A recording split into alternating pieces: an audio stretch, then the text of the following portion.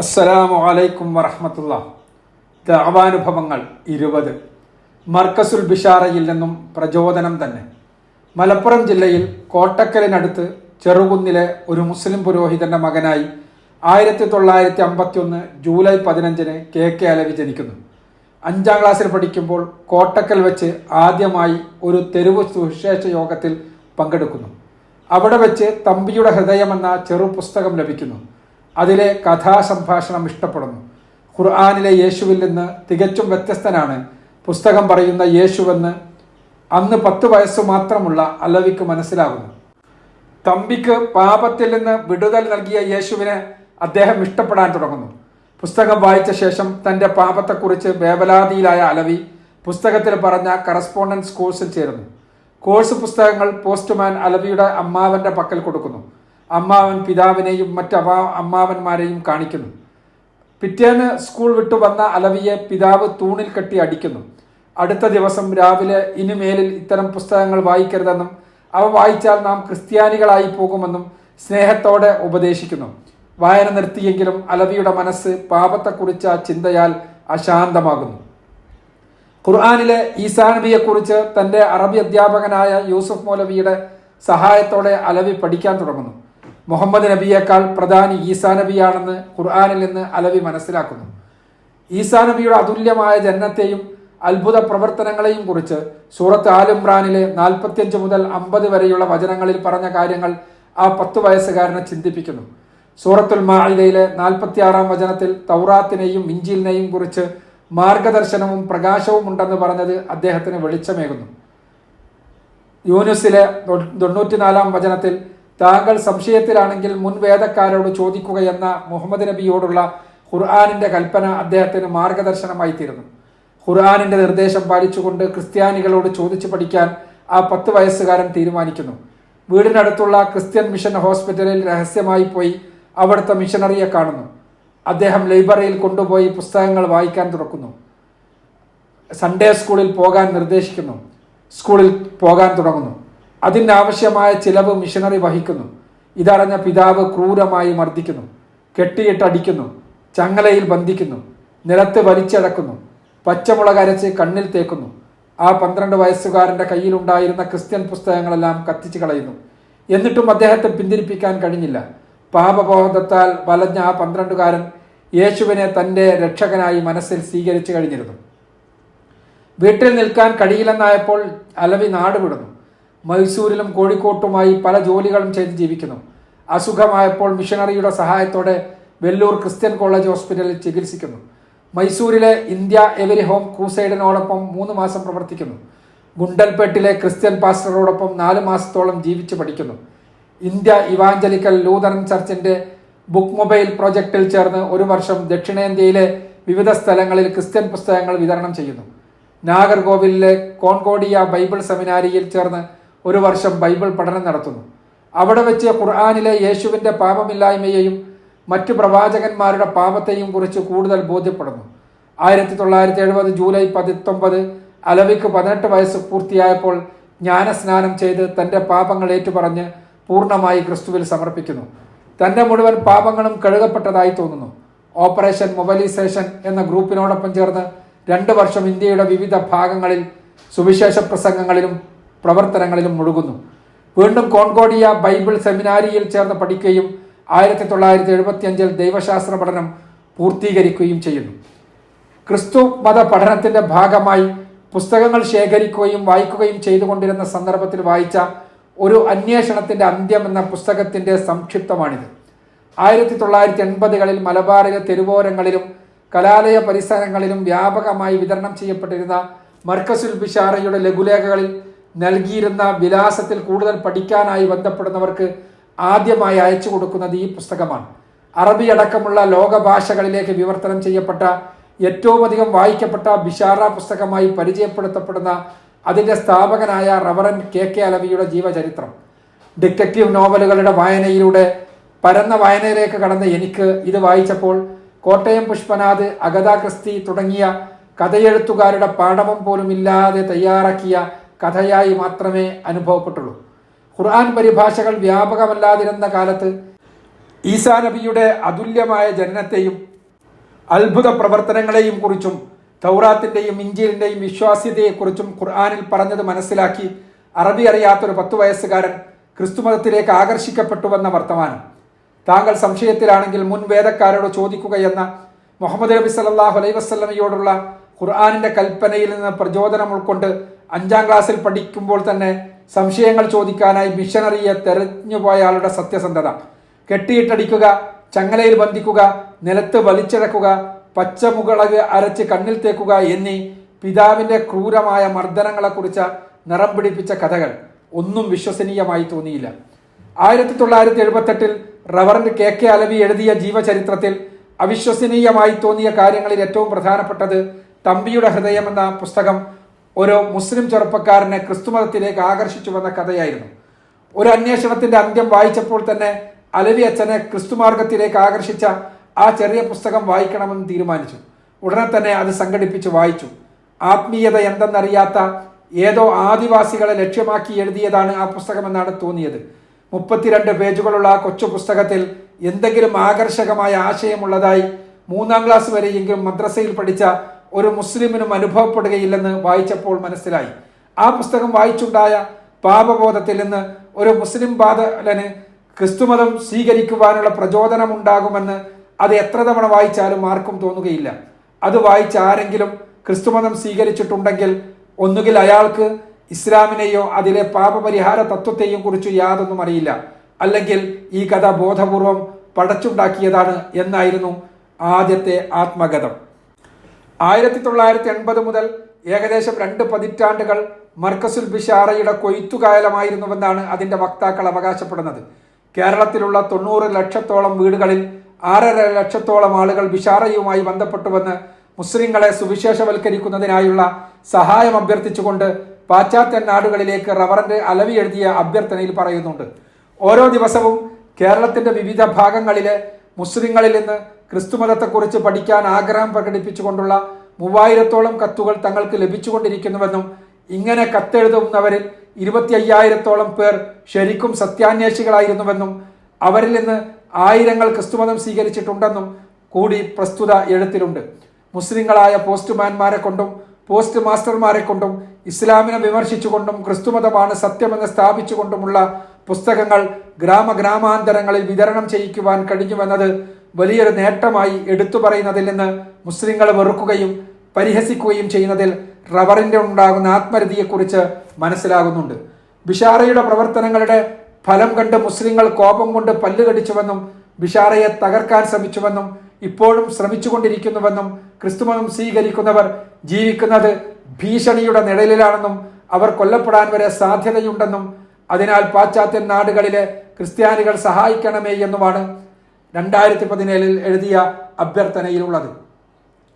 മലബാർ മുസ്ലിങ്ങളുടെ ചെലവിൽ സ്വയം വളരാൻ ശ്രമിക്കുകയാണ് റവറന്റ് അലവിയും കുടുംബവും ചെയ്തതെന്ന് വെളിപ്പെടുത്തുന്നതാണ് മുകളിൽ സൂചിപ്പിച്ച സഹായാർത്ഥനാ സന്ദേശം.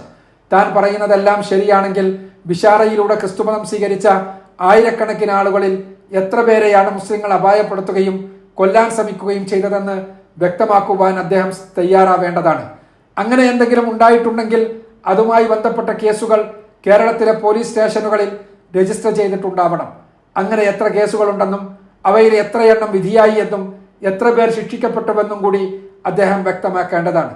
അങ്ങനെ ഒരു കേസ് പോലുമില്ലെന്ന സത്യം കേരളത്തിലുള്ള ക്രിസ്ത്യാനികളടക്കം എല്ലാവർക്കും അറിയാവുന്നതാണ്. കേരളത്തിലുള്ളവർക്ക് ഇത്തരത്തിലുള്ള സഹായത്തന സന്ദേശങ്ങൾ അയക്കാത്തത് അതുകൊണ്ടായിരിക്കണം. ഇസ്ലാം സ്വീകരിച്ചുവെന്ന കാരണത്താൽ മാത്രം കോടതി വരാന്തിയിൽ വെച്ച് ഒരു സഹോദരി പരസ്യമായി കൊല്ലപ്പെട്ട നാടാണ് മഞ്ചേരി. യാസറും ഫൈസലും അടക്കമുള്ള എത്രയോ പേർ ഇസ്ലാം സ്വീകരിച്ചുവെന്ന ഒരേ ഒരു കാരണത്താൽ നടു റോട്ടിൽ വെച്ച് വധിക്കപ്പെട്ടതിന് സാക്ഷിയായ ജില്ലയാണ് മലപ്പുറം. ഇസ്ലാം സ്വീകരണം വഴി വീട്ടിലും പുറത്തും നിരന്തരമായി പീഡിപ്പിക്കപ്പെടുന്ന ആയിരക്കണക്കിന് ഹാദിയമാരുള്ള നാടാണ് കേരളം. അങ്ങനെ ഒരൊറ്റ സംഭവം പോലും മുസ്ലിം സമുദായത്തിൽ നിന്ന് ക്രിസ്തുമതം സ്വീകരിച്ചുവെന്നതിന്റെ പേരിൽ ഉണ്ടായതായി ചൂണ്ടിക്കാണിക്കപ്പെട്ടിട്ടില്ല. സുവിശേഷീകരണത്തിനും മതപരിവർത്തനത്തിനും വേണ്ടി കളവും വഞ്ചനയുമാകാമെന്നാണോ മിഷനറിമാർ കരുതുന്നത് എന്ന ചോദ്യമാണ് ഒരു അന്വേഷണത്തിന്റെ അന്ത്യത്തിൽ നിന്ന് തുടങ്ങിയ ബിഷാറ പുസ്തകങ്ങളുടെ പാരായണം എൻ്റെ മനസ്സിലുണ്ടാക്കിയത്. ഒരു അന്വേഷണത്തിന്റെ അന്ത്യവും തമ്പിയുടെ ഹൃദയവും വായിച്ചതോടെ മർക്കസുൽ ബിഷാറയുടെ പുസ്തകങ്ങളെല്ലാം സംഘടിപ്പിച്ച് വായിക്കുക നിർബന്ധമാണെന്ന് എനിക്ക് തോന്നി. ഡിഗ്രിക്ക് പഠിക്കുന്ന കാലമായതിനാൽ പുസ്തകങ്ങൾക്കായി ചെലവഴിക്കാൻ കയ്യിൽ കാര്യമായ പണമൊന്നും ഉണ്ടായിരുന്നില്ല. മെഡിക്കൽ ഷോപ്പിൽ പോകുമ്പോൾ പോക്കറ്റ് മണിയായി ലഭിക്കുന്ന ചെറിയ തുകകൾ കൊണ്ട് വാങ്ങാനാവുന്ന പുസ്തകങ്ങൾ വാങ്ങാൻ മാത്രമേ കഴിയുമായിരുന്നുള്ളൂ. ക്രിസ്തുമത പഠനത്തിന് പ്രധാനമായും ആശ്രയിച്ചത് സൗജന്യമായി ചേരാനാകുന്ന പോസ്റ്റൽ പഠന പദ്ധതികളെയായിരുന്നു. ക്രിസ്തുമതത്തെക്കുറിച്ച് പഠിക്കാൻ ആഗ്രഹമുണ്ടെന്ന് സൂചിപ്പിച്ചുകൊണ്ട് മറ്റു പല മിഷനറി സ്ഥാപനങ്ങളിലേക്കും എന്ന പോലെ ഒരു പോസ്റ്റ് ഗ്രാഡ് മാത്രമാണ് ബിഷാറയിലേക്കും അയച്ചത്. ദിവസങ്ങൾക്കുള്ളിൽ തന്നെ റവറന്റ് KK അലവിയുടെ ഒരു അന്വേഷണത്തിന്റെ അന്ത്യം എന്ന പുസ്തകവും ഏതാനും ലഘുലേഖകളും കിട്ടി. അവ വായിച്ചപ്പോൾ മറ്റു മിഷനറിമാരുടെ പോസ്റ്റൽ പഠന പദ്ധതിയിൽ നിന്ന് വ്യത്യസ്തമായി അലവിയുടെ ഉദ്ദേശശുദ്ധിയിൽ സംശയം തോന്നുകയല്ലാതെ അതിലെ ആശയങ്ങളിൽ എന്തെങ്കിലും കഴമ്പുള്ളതായി തോന്നിയതേയില്ല. കഥാ നോവൽ വായനയിലൂടെ വായനാലോകത്തേക്ക് വന്ന എനിക്ക് അലവിയുടെ ആത്മകഥ നൽകിയത് നിലവാരമില്ലാത്തൊരു കഥാവായനയുടെ അനുഭവമാണ്. മലപ്പുറം ജില്ലയിലെ ഒരു ഗ്രാമത്തിൽ ജനിച്ചു വളർന്നയാൾ എന്ന നിലയിൽ അദ്ദേഹത്തിന്റെ അനുഭവ കഥനത്തിലെ പല വിവരണങ്ങളിലും എന്തൊക്കെയോ വിടവുകളുള്ളതായി തോന്നി. ചേരുംപടി ചേർക്കാൻ കഴിയാത്ത അനുഭവങ്ങളാൽ സമൃദ്ധമാണ് പുസ്തകം. എങ്കിലും മിഷനറിമാരുടെ മുസ്ലിം വേട്ടയെക്കുറിച്ച് അടിസ്ഥാനപരമായ അറിവുകൾ നൽകിയത് ആ പുസ്തകമാണ്. മുസ്ലിങ്ങൾക്കിടയിലെ സുവിശേഷവൽക്കരണത്തെക്കുറിച്ച പ്രാഥമിക പാഠങ്ങൾ നൽകിയ ഗ്രന്ഥമെന്ന നിലയാണ് ഞാൻ ആ പുസ്തകത്തെ കാണുന്നത്. ഒരു അന്വേഷണത്തിന്റെ അന്ത്യം എന്ന പുസ്തകത്തോടൊപ്പം തന്നെ ബിഷാറ പ്രസിദ്ധീകരിച്ച മറ്റു പുസ്തകങ്ങളുടെ ഒരു വിലവിവര പട്ടികയും പണം MOI അയച്ചാൽ മടക്കത്തെ പാലിൽ തന്നെ പുസ്തകങ്ങൾ ലഭിക്കുമെന്ന അറിയിപ്പുമുണ്ടായിരുന്നു.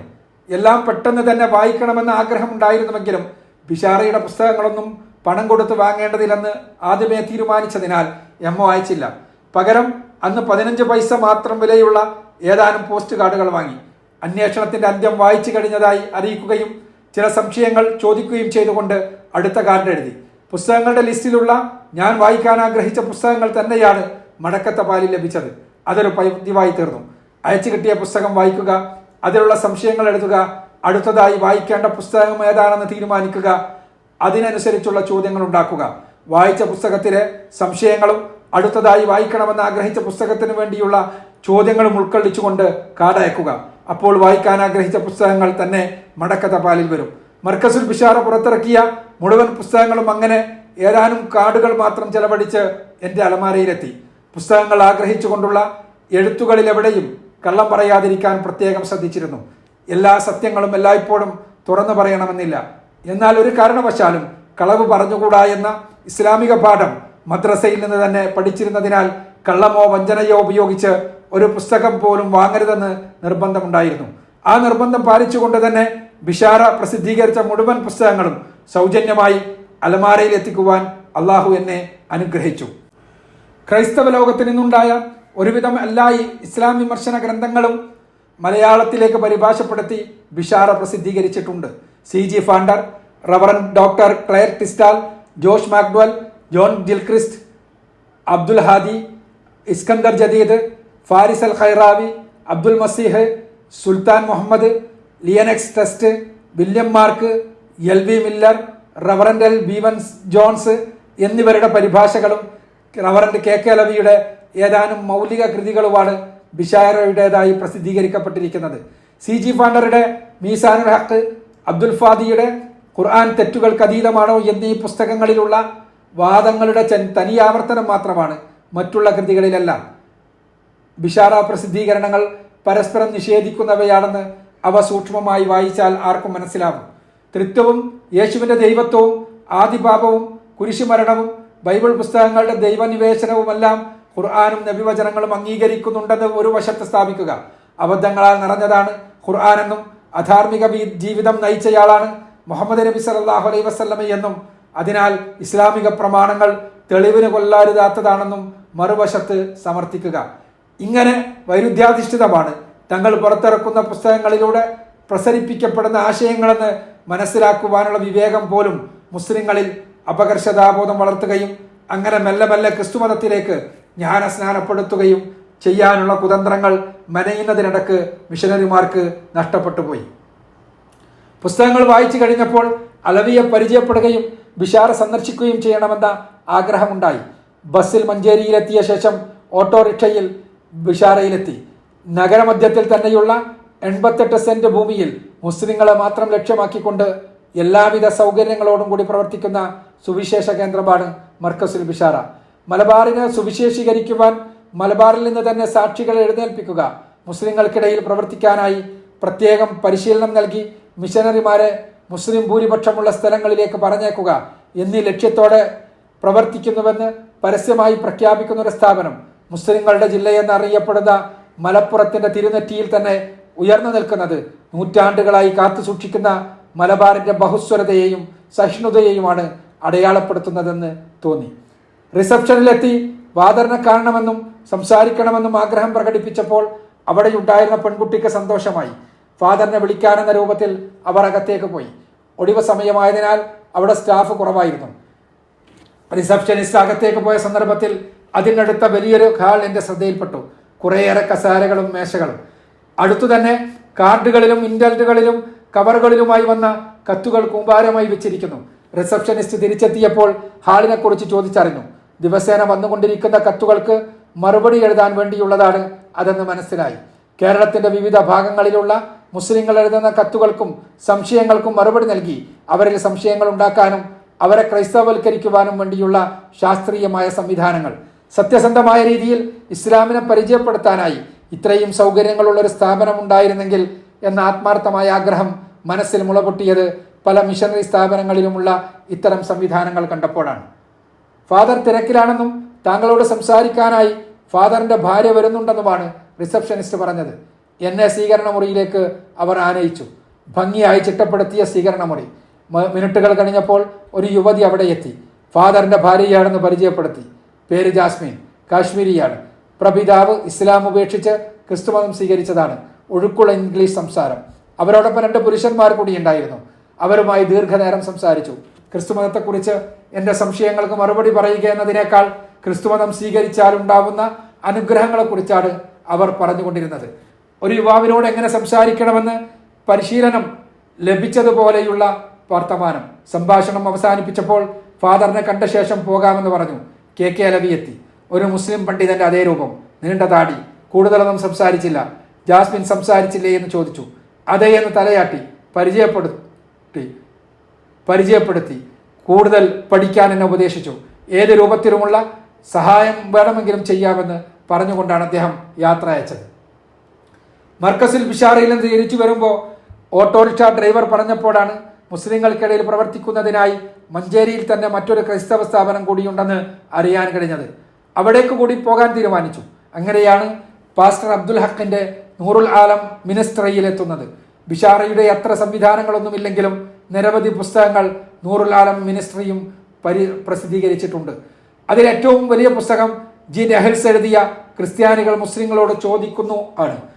ഇസ്ലാമിനും നബിക്കും ഖുർആനുമെതിരെയുള്ള വിമർശനങ്ങളെയെല്ലാം 200-ലധികം പേജുകളിൽ കുത്തി നിറച്ചിരിക്കുന്ന പുസ്തകം. മക്കയിലെ കഅബാലയത്തിന്റെയും മദീന പള്ളിയുടെ കുബ്ബയുടെയും ഫോട്ടോ കവറിൽ കൊടുത്തത് മുസ്ലിങ്ങളെ ആകർഷിക്കുകയെന്ന ലക്ഷ്യത്തോടെയായിരിക്കണം. ക്രൂശിന്റെ പാതയിൽ ത്രിത്വദർശനം, ഖുർആന്റെ വിശ്വസനീയത, മുഹമ്മദ് ബൈബിളിൽ ക്രിസ്തുവിനോട് കൂടി ആരംഭിക്കുക, ദൈവപുത്രൻ, യേശുക്രിസ്തുവിന്റെ ധാർമ്മിക മഹത്വം, അന്ത്യയാത്ര എവിടേക്ക്, നിങ്ങൾക്കൊരു കത്ത് എന്നീ നൂറുൽ ആലമിന്റെ പുസ്തകങ്ങളും മുസ്ലിങ്ങളെ അഭിസംബോധന ചെയ്യുന്നവയാണ്. ഇസ്ലാമിനും മുസ്ലിങ്ങൾക്കുമെതിരെയുള്ള ക്രൈസ്തവ മിഷനറിമാരുടെ ആദർശ പോരാട്ടത്തിന്റെ കേരളത്തിലെ കേന്ദ്രമായിരുന്നു മർക്കസുൽ ബിഷാറ. അവർ പ്രസിദ്ധീകരിച്ച പുസ്തകങ്ങൾ വ്യത്യസ്ത ക്രിസ്ത്യൻ മിഷനറി സ്ഥാപനങ്ങൾ പുനഃപ്രസിദ്ധീകരിച്ചു. പ്രൊട്ടസ്റ്റന്റ് ലൂഥറൻ സഭക്കാരനാണ് ഫാദർ അലവി എന്ന വസ്തുത പോലും പരിഗണിക്കാതെ വ്യത്യസ്ത ക്രിസ്ത്യൻ വിഭാഗങ്ങൾ അതിന്റെ പുനഃപ്രസിദ്ധീകരണവും വിതരണവും ഏറ്റെടുത്തു. തിരുവനന്തപുരത്തെ അസംബ്ലീസ് ഓഫ് ഗോഡും തിരുവല്ലയിലെ ക്രൈസ്തവ സാഹിത്യ സമിതിയുമെല്ലാം ഇവ പുനഃപ്രസിദ്ധീകരിച്ചവരിൽ ഉൾപ്പെടുന്നു. തിരുവനന്തപുരം മുതൽ കാസർഗോഡ് വരെയുള്ള 10,000-കണക്കിന് മുസ്ലിം വീടുകളിൽ ഇവ നേരിട്ട് പോയി വിതരണം ചെയ്യുവാൻ ക്രൈസ്തവ സഭകൾ അവർ തമ്മിലുള്ള ആന്തരിക തർക്കങ്ങൾ പരിഗണിക്കാതെ സഹകരിച്ചു. ഇസ്ലാമിനെതിരെയുള്ള പോരാട്ടത്തിൽ എന്നും മിഷണറിമാർ ഒറ്റക്കെട്ടായിരുന്നുവല്ലോ. മർക്കസുൽ ബിഷാറയുടെ തനിപ്പകർപ്പായി കായംകുളത്ത് പാസ്റ്റർ പി അലവി സ്ഥാപിച്ച സുവിശേഷ കേന്ദ്രമാണ് കാൾ ഓഫ് ഹോപ്പ്.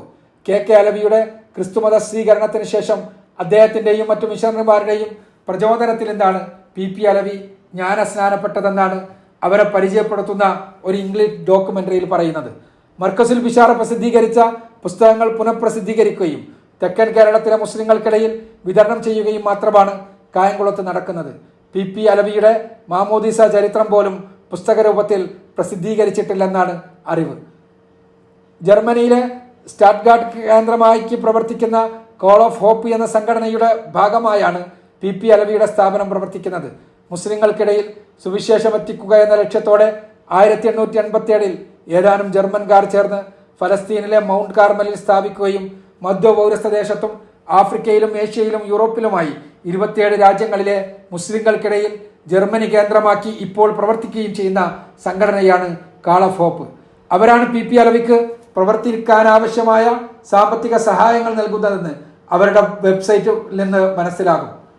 ഇസ്ലാമിനെ തെറ്റിദ്ധരിപ്പിക്കുന്ന പുസ്തകങ്ങളും ലഘുലേഖകളും മുസ്ലിങ്ങളിൽ എത്തിക്കുന്നതിന് ബിഷാറയും അവരിൽ നിന്ന് പ്രചോദനം ഉൾക്കൊണ്ട് അവരുമായി സഹകരിക്കുന്നവരും സ്വീകരിച്ചിരുന്നത് 3 മാർഗങ്ങളായിരുന്നു. കോളേജുകളുമായി ബന്ധപ്പെട്ട് വിദ്യാർത്ഥികളുടെ വിലാസങ്ങൾ സംഘടിപ്പിക്കുകയും അവർക്ക് കലണ്ടറുകളും ചെറിയ പുസ്തകങ്ങളും അയച്ചു കൊടുക്കുകയും ചെയ്യുകയാണ് ഒന്നാമത്തെ മാർഗം.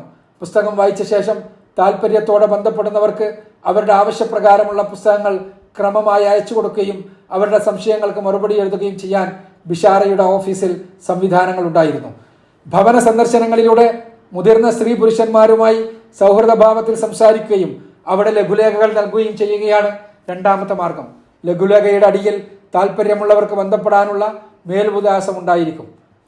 ആ മേൽവിലാസത്തിൽ ബന്ധപ്പെടുന്നവർക്ക് വേണ്ടി തയ്യാർ ചെയ്യപ്പെട്ട പ്രത്യേകമായ തപാൽ പഠന പദ്ധതിയുണ്ട്. പദ്ധതിയിൽ ചേർന്നവർക്ക് പുസ്തകങ്ങളും അതോടൊപ്പം ചോദ്യാവലികളും നൽകുകയും ചോദ്യാവലിക്ക് ഉത്തരം നൽകിയാൽ വീണ്ടും പുസ്തകങ്ങൾ അയക്കുകയും ചെയ്യുകയാണ് കോഴ്സിന്റെ രീതി. കോഴ്സ് പൂർത്തിയാക്കിയവർക്ക് സർട്ടിഫിക്കറ്റും സൗജന്യ ബൈബിൾ പ്രതിയും ലഭിക്കും. മുസ്ലിങ്ങൾ തിങ്ങിപ്പാർക്കുന്ന സ്ഥലങ്ങളിൽ അവിടെ ഏത് സഭയാണോ സജീവമായുള്ളത് അതിന്റെ സഹകരണത്തോടെ കൺവെൻഷനുകൾ സംഘടിപ്പിച്ച് അതിൽ പങ്കെടുക്കുന്നവർക്ക് പുസ്തകങ്ങൾ നൽകുന്നതാണ് മൂന്നാമത്തെ രീതി. മാപ്പിളപ്പാട്ട്, കഥാപ്രസംഗം, നാടകം, സിനിമാ പ്രദർശനം എന്നിവയുടെ അകമ്പടിയോടുകൂടി നടക്കുന്ന കൺവെൻഷനുകളിൽ സ്വാഭാവികമായും സാധാരണക്കാർ പങ്കെടുക്കും. അവരുടെ മനസ്സുകൾക്കകത്ത് ഇസ്ലാമിനെ കുറിച്ച് സംശയം ജനിപ്പിക്കുന്ന തരത്തിലുള്ള ലഘുലേഖകളും പുസ്തകങ്ങളും വിതരണം നടത്തുകയും അവ വായിച്ച് ബന്ധപ്പെടുന്നവരെ തപാൽ പഠന പദ്ധതിയിൽ ചേർത്ത് ഇസ്ലാമിനെ വെറുപ്പിക്കുന്ന തരത്തിലുള്ള പുസ്തകങ്ങൾ അയക്കുകയും ചെയ്യും. മുസ്ലിങ്ങളെ ക്രൈസ്തവൽക്കരിക്കാനുള്ള ബിഷാറ പദ്ധതികളായിരുന്നു ഇവ.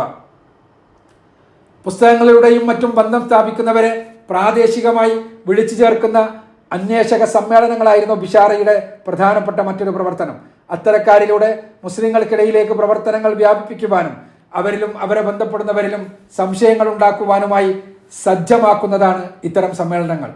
മുസ്ലിങ്ങളെ ക്രൈസ്തവൽക്കരിക്കുന്നതിന് പ്രത്യേകമായ പരിശീലനം ലഭിച്ചവർ ദിവസങ്ങളോളം കൂടെ താമസിക്കുകയും ബിഷാറയുമായി സ്ഥിരം ബന്ധപ്പെടുന്നവരെ ജ്ഞാനസ്നാനത്തിന് പ്രേരിപ്പിക്കുകയും ചെയ്യുകയാണ് ഇത്തരം അന്വേഷക സമ്മേളനങ്ങളുടെ പ്രധാനപ്പെട്ട ദൗത്യം. അത്തക്കാരക്കാരോടൊപ്പം ദിവസങ്ങളോളം നീളുന്ന ഇന്ത്യ ടൂറുകളും ബിഷാറ സംഘടിപ്പിക്കാറുണ്ട്. വ്യത്യസ്ത സഭകളിൽപ്പെട്ടവരും തങ്ങളിലേക്ക് ആകർഷിക്കപ്പെട്ട മുസ്ലിങ്ങളും ഒരുമിച്ച് കൊണ്ടുള്ള ഈ ടൂറിന് ബിഷാറ വിളിക്കുന്ന പേര് ഔട്ട്റീച്ച് ടീം വർക്ക് എന്നാണ്. മുസ്ലിങ്ങൾക്കിടയിൽ എങ്ങനെ സംശയങ്ങൾ ഉണ്ടാക്കണമെന്നും അതുവഴി അവരെ ക്രിസ്തുമതത്തിലേക്ക് എങ്ങനെ അടുപ്പിക്കണമെന്നും വ്യത്യസ്ത സഭകളിൽ പെട്ട യുവാക്കൾക്ക് പ്രായോഗികമായ പരിശീലനം നൽകുന്നതിനാണ് ഈ പ്രവർത്തനം പ്രധാനമായും ഉദ്ദേശിക്കുന്നത്. വെള്ളിയാഴ്ചകൾ തോറും നടന്നു വന്നിരുന്ന റേഡിയോ പ്രഭാഷണങ്ങളായിരുന്നു ബിഷാറയുടെ മറ്റൊരു പ്രവർത്തനം. SW19 25 മീറ്ററുകളിൽ നടന്നിരുന്ന റേഡിയോ സംപ്രേഷണം വഴി മുകളിലെ മാർഗങ്ങളിലൂടെയൊന്നും മുസ്ലിങ്ങളിലെത്താൻ കഴിയാത്തവർക്ക് കൂടി ക്രിസ്തുമതത്തെക്കുറിച്ച് മനസ്സിലാക്കി കൊടുക്കാൻ കഴിയുമെന്നും എത്തിപ്പെടാൻ കഴിയാത്ത സ്ഥലങ്ങളിലെ മുസ്ലിങ്ങളെ കൂടി ഇസ്ലാമിനെ കുറിച്ച് സംശയങ്ങളുള്ളവരാക്കി തീർക്കാൻ കഴിയുമെന്നുമാണ് ബിഷാറയുടെ കണക്കുകൂട്ടൽ. ഈ പ്രവർത്തനങ്ങളിലൂടെ ആരെങ്കിലും ക്രൈസ്തവരായി തീർന്നാൽ അവരെ സംരക്ഷിക്കുന്നതിനും താമസിപ്പിച്ച് പഠിപ്പിക്കുന്നതിനുമുള്ള സംവിധാനങ്ങൾ ബിഷാറയിലുണ്ടെങ്കിലും ആ സംവിധാനങ്ങളെ കാര്യമായി ഉപയോഗിക്കാൻ അവർക്ക് ഇതേവരെ കഴിഞ്ഞിട്ടില്ലെന്നതാണ് വാസ്തവം. ബിഷാറയുടെ പ്രവർത്തനങ്ങളെക്കുറിച്ച് മനസ്സിലാക്കുകയും പുസ്തകങ്ങൾ വായിക്കുകയും ചെയ്തതോടെ മനസ്സ് നിറയെ മലബാറിന്റെ സുവിശേഷീകരണത്തിന് വേണ്ടിയുള്ള പദ്ധതികളോട് എങ്ങനെ പ്രതികരിക്കണമെന്ന ചിന്തയായിരുന്നു. മുസ്ലിങ്ങളെ ക്രൈസ്തവൽക്കരിക്കുക എന്ന ലക്ഷ്യത്തോടെയുള്ള പ്രവർത്തനങ്ങൾക്ക് അവർ ഉദ്ദേശിച്ച ഫലമുണ്ടായില്ലെങ്കിലും മുസ്ലിങ്ങൾക്കിടയിൽ സംശയങ്ങൾ സൃഷ്ടിക്കുന്നതിൽ അത് വിജയിച്ചിരുന്നുവെന്നാണ് മുസ്ലിം യുവാക്കളുമായുള്ള ആശയവിനിമയങ്ങൾ ബോധ്യപ്പെടുത്തിയത്. ഉമ്മത്തിൽ നിന്ന് പരസ്യമായ പ്രതികരണങ്ങൾ ഉണ്ടായതോടെ ബിഷാറക്കാർ അവരുടെ പരസ്യമായ പ്രവർത്തനങ്ങൾ കുറക്കുകയും പകരം രഹസ്യമായ പ്രവർത്തനങ്ങളിലേക്ക് കൂടുതൽ ശ്രദ്ധ കേന്ദ്രീകരിക്കുകയും ചെയ്തിരുന്നു. മുസ്ലിം പ്രദേശങ്ങളിലുള്ള ക്രൈസ്തവ വീടുകളെ കേന്ദ്രമാക്കി അയൽപക്ക യോഗങ്ങൾ നടത്തുകയും അവിടെ എത്തിയവരിലേക്ക് സമർത്ഥമായി ഇസ്ലാം വിരുദ്ധമായ ആശയങ്ങൾ കുത്തിവെക്കുകയും അനുകൂലമായ പ്രതികരണമുണ്ടെന്ന് തോന്നുന്നവർക്ക് പുസ്തകങ്ങൾ അയക്കുകയും അവരെ പിന്തുടർന്ന് ക്രിസ്ത്യാനികളാക്കുകയും ചെയ്യുകയായിരുന്നു ഒരു രീതി. ക്രിസ്ത്യാനികളാക്കുക എന്ന അവസാനത്തെ പ്രക്രിയ നടന്നില്ലെങ്കിലും കുറേയധികം യുവാക്കളിലേക്ക് ഇസ്ലാം വിരുദ്ധമായ ആശയങ്ങൾ കുത്തിവെക്കുന്നതിൽ ഇത്തരം യോഗങ്ങൾ വിജയിക്കുന്നുണ്ടായിരുന്നു. ഇവയ്ക്കെതിരെയുള്ള ആശയപരമായ പ്രതിരോധത്തിനുള്ള മാർഗങ്ങളെക്കുറിച്ചായിരുന്നു അന്നത്തെ ചിന്ത. മർക്കസുൽ ബിഷാറയടക്കമുള്ള മിഷനറിമാരുടെ ചിട്ടയുള്ളതും ആകർഷകവുമായ പ്രവർത്തനങ്ങളോടുള്ള ആദരവ് ഒരു വശത്ത്, ചതിയും വഞ്ചനയും ഉപയോഗിച്ച് മുസ്ലിങ്ങളെ ക്രൈസ്തവരാക്കി തീർക്കുകയോ അതിന് കഴിഞ്ഞില്ലെങ്കിൽ ഇസ്ലാമിനോട് വെറുപ്പുള്ളവരാക്കി തീർക്കുകയോ മുസ്ലിങ്ങളാണെന്നതിൽ അപകർഷതാബോധമുണ്ടാക്കുകയോ ചെയ്യുന്നതിന് വേണ്ടിയുള്ള മിഷനറി പരിശ്രമങ്ങളോടുള്ള എതിർപ്പ് മറുവശത്ത്. എന്തു ചെയ്യണം? എന്താണ് ചെയ്യാനാവുക? എന്തെങ്കിലും ചെയ്യേണ്ടതല്ലേ?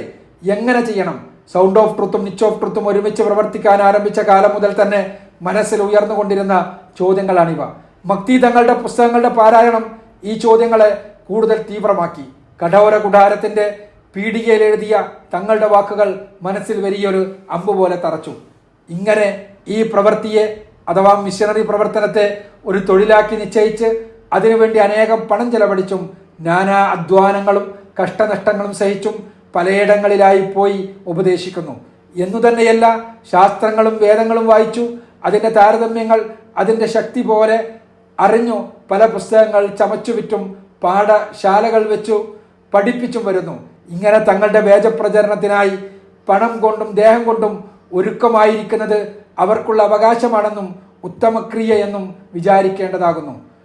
ഉപദേഷ്ടാക്കളുടെ വചനങ്ങൾ കേട്ടും ലേഖനങ്ങൾ വായിച്ചും സുവിശേഷങ്ങളോട് യോജിപ്പിച്ചു നോക്കുമ്പോൾ കേവലം അസംബന്ധമായി കാണുക കൊണ്ടും കുൽസിത വചനങ്ങളുടെ കൂടെ ചെവിട്ടിൽ തറക്കുന്നത് കൊണ്ടും ഇതുവരെ മലയാള ഭാഷയിൽ സുവിശേഷ പരിശോധന കാണായികയാൽ സ്ത്രീകളുടെ ലാവണ്യ അലങ്കാരങ്ങളും തുങ്കസ്തനങ്ങളും മനോഹര ലീലകളും അമൃതോപമ വചനങ്ങളും പുഞ്ചിരി കൊഞ്ചലും കൺമയക്കങ്ങളും കണ്ട് മോഹിച്ച് അന്തർഭൂത ദോഷങ്ങളെ ഓർക്കാതെ പെട്ടെന്ന് പെട്ടുപോകുന്നതുമായ ക്രിസ്തുമതത്തിന്റെ ഉപദേശ പ്രസാധനങ്ങളും പരിപാലന വൈചിത്ര്യങ്ങളും കണ്ട് അല്പജ്ഞാനികൾ ആന്തരാർത്ഥം ഗ്രഹിക്കാതെ പെടുന്നനെ ചോർന്നു പോകുന്നത് കൊണ്ടും അന്യവേദമോ ശാസ്ത്രമോ ചേർക്കാതെ സുവിശേഷങ്ങളിൽ നിന്ന് തന്നെ ചില വാക്യങ്ങളെ എടുത്ത് നിയമാനുസരണമായി ക്രിസ്ത്യാനികൾ അളന്നു വരുന്ന അളവിനാൽ തന്നെ അവർക്കും അളക്കുന്നു.